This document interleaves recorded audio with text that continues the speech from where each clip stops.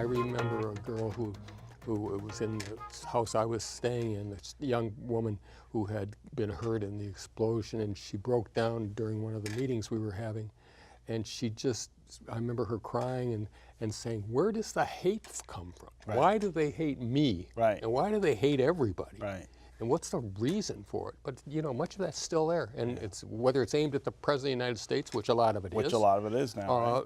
It's still in the streets. Evil never stops. It may be interrupted, it may be impeded, but it's always there. Sure. And you have to be prepared to deal with it. And it takes different forms.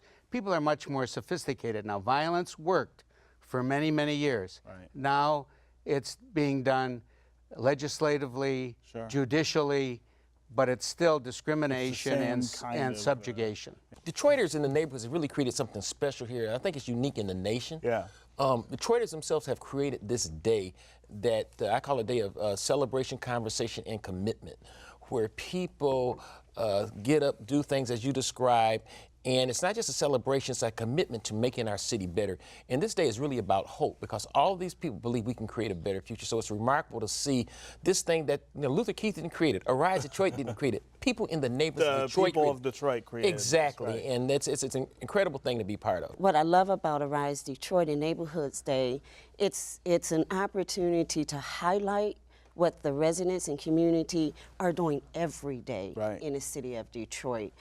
We appreciate it, and unfortunately, it's not highlighted, in the news and in media as much as it could be. Sure. So, but you have people who live Detroit, who are committed to Detroit and a revitalization of Detroit every day. Yeah. And so this is just a fun time for us to come together and say, hey, we're here, we've been here, this is what we do because we believe in the city of Detroit.